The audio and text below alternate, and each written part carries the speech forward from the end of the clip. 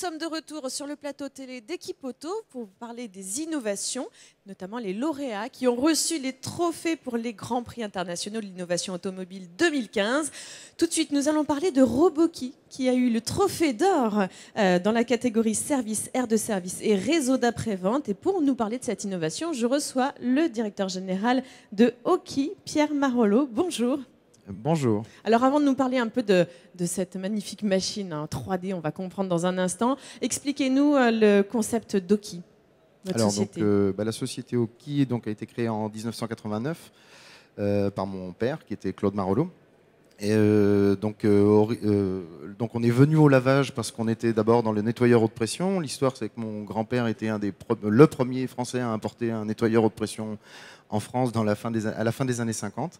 Donc après, on est passé à la fabrication des nettoyeurs après l'importation et puis donc logiquement découlé vers le lavage haute pression à la main. D'accord, donc c'est une entreprise familiale. Vous êtes la 3e génération. Exactement, exactement. Donc la fierté de reprendre le flambeau finalement. Bah oui, bien sûr, oui. Et puis donc on innove aussi, on crée, oui, donc c'est toujours intéressant, oui, bien sûr. Aujourd'hui, en quelques chiffres, Oki, ça représente combien de pistes? Donc au niveau station implantée, donc on travaille sur la France métropolitaine uniquement aujourd'hui. On a à peu près 600 centres de lavage qui représentent à peu près 1000 à 1200 pistes. D'accord. Et puis il me semble que vous fabriquiez 60% des produits dans vos ateliers en France. 60%, on fabrique 100%. 100%, oui, on fabrique tout. Oui. D'accord. À l'intérieur de vos ateliers. Exactement. Ça se passe de quelle manière? Donc on achète nos matières premières, on a notre bureau d'études intégré également à la société et donc on fabrique nos structures, on fabrique nos armoires de lavage, on fabrique tout de A à Z et on installe également. Quel genre de station vous proposez? Alors uniquement aujourd'hui on travaille, donc on est fabricant de nos matériels haute pression et effectivement on n'avait pas d'offre portique à brosse à proposer et pour être concurrentiel vis-à-vis des gros faiseurs du marché, on a trouvé des accords avec l'un d'eux pour redistribuer leur matériel. Et alors, j'ai fait ma petite enquête. J'ai vu aussi que vous proposiez du sur-mesure. Exactement. Et ça, c'est depuis très peu de temps, c'est tout nouveau. D'accord. Alors, aujourd'hui, on va parler du Roboki, qui a eu le trophée d'or. Qu'est-ce que c'est que cette machine merveilleuse? Alors, le Roboki, c'est un système de lavage robot. Donc, c'est un bras de lavage robotisé qui fonctionne en 3 dimensions et dans 2 plans différents. C'est un bras qui va scanner le profil de la voiture, du véhicule à laver, pour après travailler toujours à la même distance et à bonne distance pour avoir un lavage parfait. D'accord. Alors ce que je vous propose, c'est qu'on va regarder des petites images, comme ça vous allez les commenter avec nous, comme ça on va mieux comprendre à quoi ressemble ce Roboki. Regardez tout de suite ces images.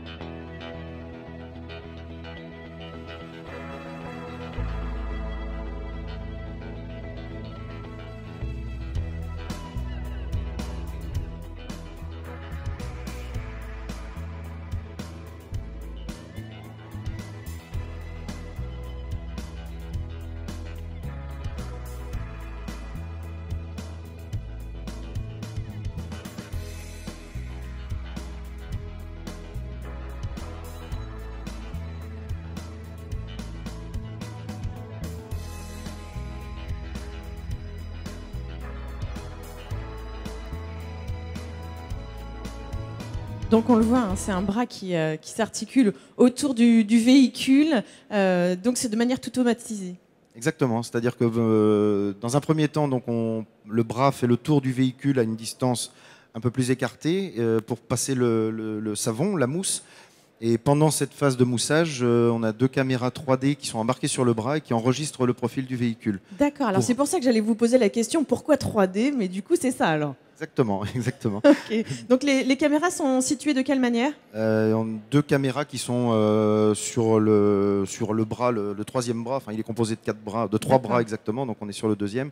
Et donc on enregistre le profil du véhicule pour après, pendant le passage au rinçage à la haute pression, on puisse travailler à une distance beaucoup plus réduite et avoir un résultat de lavage optimum. Donc c'est aussi écologique, hein, me semble-t-il. Oui, effectivement, puisque le fait de travailler à bonne distance et d'enregistrer le profil du véhicule, on économise de l'eau puisqu'il n'y a pas d'eau de gaspillée, on ne pulvérise pas d'eau à côté du véhicule.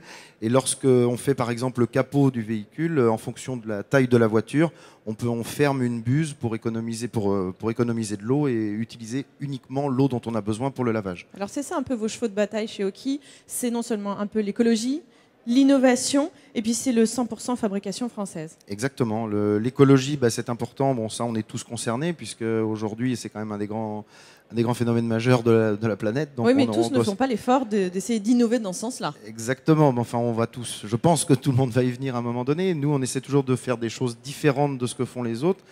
Et aujourd'hui, le robot nous apporte aussi la possibilité de laver tout type de véhicules qui ne sont pas aujourd'hui lavables dans des systèmes automatisés. Parce qu'on peut laver des véhicules avec coffre de toit, des pick-up, n'importe quel style de véhicule, n'importe quelle forme. Ça peut être, triangulaire, ça va prendre en considération. Exactement. Ça va s'articuler vraiment de manière à ce que l'intégralité du véhicule soit nettoyée. C'est ça, exactement. D'accord. Comment vous est venue l'idée de créer ce RoboKey ?